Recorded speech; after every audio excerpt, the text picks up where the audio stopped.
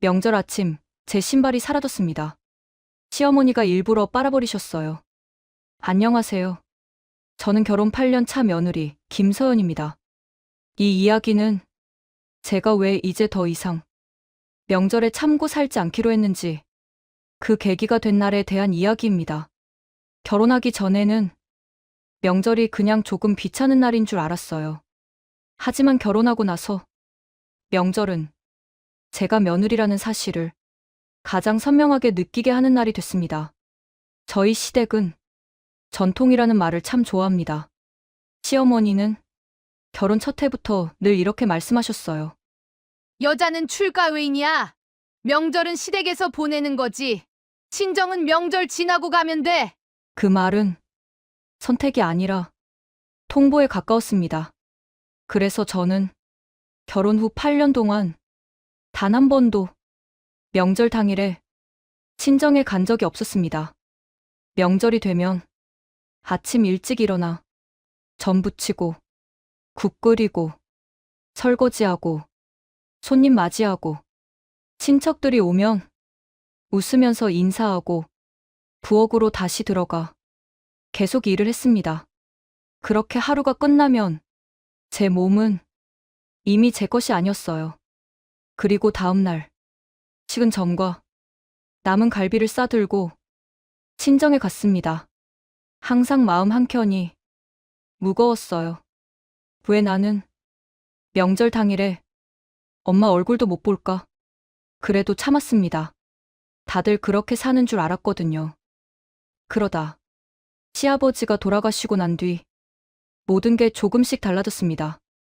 시어머니는 눈에 띄게 예민해지셨고 저를 부르는 횟수는 더 많아졌습니다. 서연아, 이거 해라. 서연아, 저거 어디 있냐? 서연아, 며느리가 가만히 있으면 되겠니? 하루 종일 제 이름이 명절 종소리처럼 울렸습니다. 그러던 어느 명절, 그날 아침은 유난히 숨이 막혔어요. 아침상을 다 치운 뒤 저는 큰 용기를 내서 말을 꺼냈습니다. 어머니, 저희 오늘은 점심 전에 친정에 다녀오려고요. 순간 숟가락 소리가 멈췄습니다. 시어머니는 제 얼굴을 한참 바라보다가 조용히 물으셨습니다. 저녁은 먹고 가는 거지? 이미 답은 정해진 질문이었죠. 아니요, 어머니. 밤 운전도 힘들고 엄마가 식당도 예약해 두셨어요. 그 말을 듣자 시어머니 얼굴이 눈에 띄게 굳었습니다. 아무 말 없이 부엌으로 들어가시더니 문을 쾅 닫으셨어요. 저는 불안한 마음으로 짐을 챙기려고 신발장 앞으로 갔습니다. 그런데 제 운동화가 없었습니다. 아이 운동화도요. 순간 가슴이 철렁 내려앉았습니다. 어머니, 제 신발이랑 아이 신발 못 보셨어요? 그러자 부엌에서 나오시며 아무렇지 않게 말하셨습니다. 아, 그거! 더럽길래 좀 전에 내가 빨아놨다. 순간 귀를 의심했습니다. 지금 친정 가야 하는데 그걸 왜 지금 빨아요? 그러자 시어머니는 짜증 섞인 목소리로 말했습니다. 신발이 더러우면 빨아야지. 며느리 신발이니까 내가 신경 써주는 거야. 그때 남편이 끼어들었습니다. 여보, 운동화도 젖었는데 하루만 더 있다 가자. 그 말에 제 가슴이 쿵 하고 내려앉았습니다.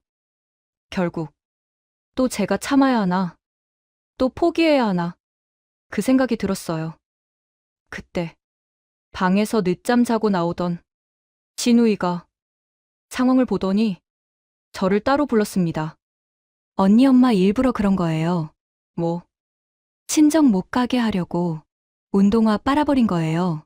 그 말을 듣는 순간 머릿속이 새하얘졌습니다.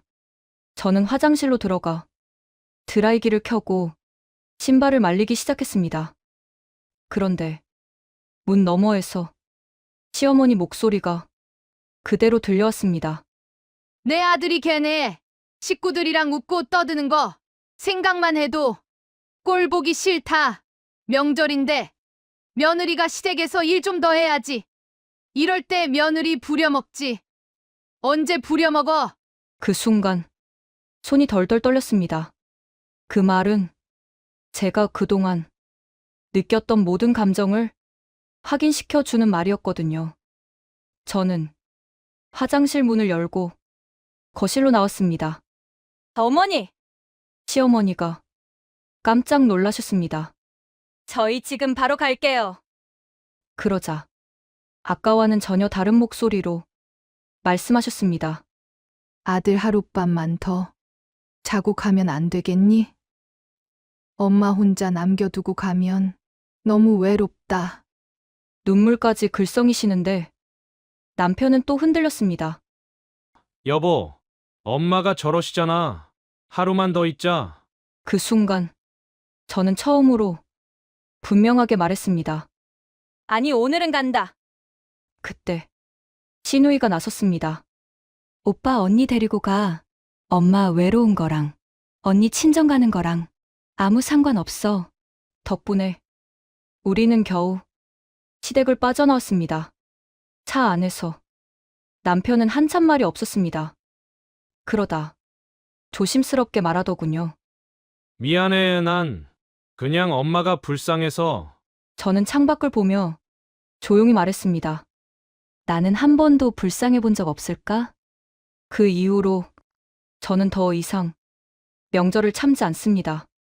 며느리는 누군가의 외로움을 대신 책임지는 사람이 아니니까요. 그 일 이후 저는 깨달았습니다. 참는다고 관계가 좋아지지 않는다는 걸. 며느리가 모든 걸 감당해야 하는 집안은 결국 며느리만 망가진다는 거려. 얼마 뒤 신우이에게 전화가 왔습니다.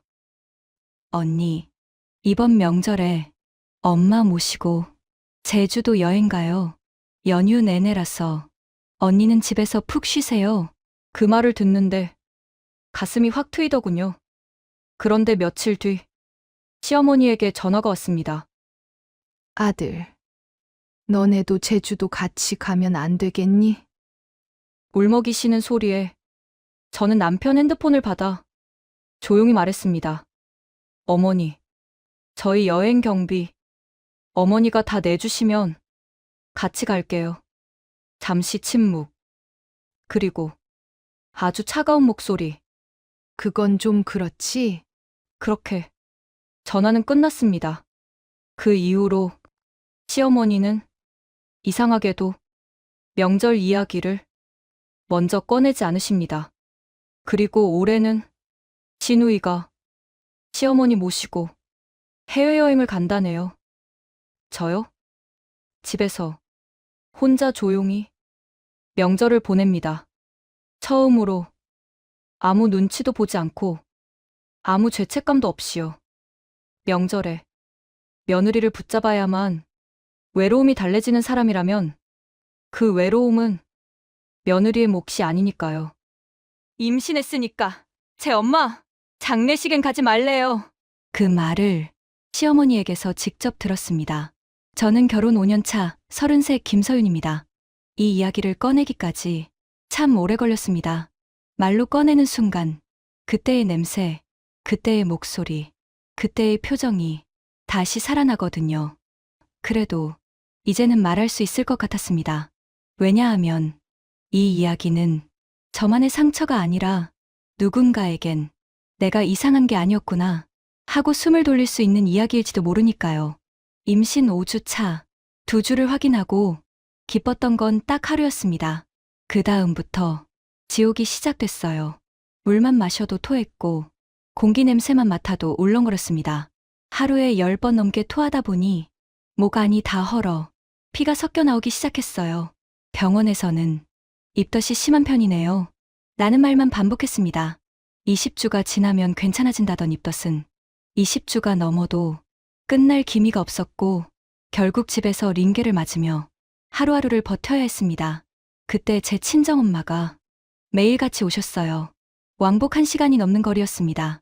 항암 치료를 받으면서도요. 엄마, 오지 말라고 했잖아. 엄마 몸 생각은 안 해? 제가 그러면 엄마는 늘 같은 말만 했어요. 내 딸이 아픈데 이 정도 거리쯤이야. 우리 딸이 입덧 하느라 밥도 못 넘기고 있는데 엄마가 와서 뭐라도 해줘야지. 아픈 몸으로 여기까지 와서 뭘 한다고 그러셔. 나 괜찮으니깐 앞으로는 오지 마셔. 나도 할만하니까 오는 거야. 네, 엄마 쉽게 안 죽는다. 그 엄마는 제 머리를 묶어주고 등을 토닥여주고 토한 자국을 닦아주셨습니다. 그리고 꼭 한 가지를 챙기셨어요. 사위 반찬. 준호는 밥은 먹고 다니냐? 그러면서 반찬통을 한가득 들고 오셨죠. 그때 저는 엄마가 아픈 몸으로 굳이 그것까지 챙기는 이유를 깊게 생각하지 않았습니다. 지금 와서야 알겠어요. 그게 엄마가 할 수 있는 마지막 엄마 역할이었단 걸요. 그러던 어느 날 초인종도 없이 현관문이 열렸습니다. 시어머니였습니다. 그날은 하필 엄마가 반찬을 들고 오신 날이었어요. 현관에서 두 사람이 마주쳤습니다. 사돈, 아프시다더니 이렇게 막 돌아다녀도 되나요? 그 말투엔 걱정이 아니라 비아냥이 담겨 있었습니다. 그 엄마는 잠시 멈칫하더니 웃으며 말했어요. 딸이 아프니까요. 그게 그날 엄마가 한 가장 단단한 말이었습니다. 시어머니는 집에 들어오자마자 제 주방을 휘젓기 시작했습니다. 냉장고 문을 열고 반찬통을 하나씩 꺼냈죠. 이거 다 친정에서 해온 거네. 그리고 아무렇지 않게 쓰레기통 뚜껑을 열었습니다. 툭, 툭, 툭. 반찬이 하나씩 쓰레기통으로 떨어졌습니다. 찝찝하니까 다 버려. 앞으로 이런 거 내 아들한테 먹이지 마. 제가 왜 그러시냐고 묻자 시어머니는 이렇게 말했습니다. 병 걸린 사람이 만든 음식 먹고 우리 아들 잘못되면 어떡해? 그 말이 얼마나 잔인한지 그분은 몰랐을 겁니다. 왜냐하면 그 말을 현관 밖에서 제 엄마가 다 듣고 있었거든요. 휴대폰을 두고 갔네요. 시어머니는 도망치듯 나가셨고 잠시 후 엄마가 조용히 들어왔어요. 아무 말도 하지 않았습니다. 울지도 않았고 화도 내지 않았어요. 그냥 제 손에 봉투 하나를 쥐어주셨습니다. 이걸로 반찬 사 먹고 몸조리 잘해. 그 말이 얼마나 떨렸는지 저는 그때 몰랐습니다. 그게 제가 엄마에게 받은 마지막 돈이었고 마지막 배려였다는 것도요. 엄마 병세는 점점 나빠졌습니다. 엄마가 많이 힘들대. 나 친정에 좀 다녀올게. 그 말에 시어머니는 단호하게 말했어요. 임신한 몸으로 친정 가는 거 아니다. 귀한 손주 품고 너네 엄마를 만나면 되겠니? 절대로 가지 마라. 혹시 잘못돼도 장례식엔 절대 가지 마라. 임신한 몸으로 장례식 가면 절대 안 된다. 그때 제 귀를 의심했습니다. 장례식, 살아있는 제 엄마를 두고요. 섭섭하게 생각해도 어쩔 수 없다. 내 말 허투루 듣지 말고 새겨 들어라. 아프신 장모님한테 따뜻한 말 한마디 해드려도 모자랄 판에 엄마 진짜 왜 그래?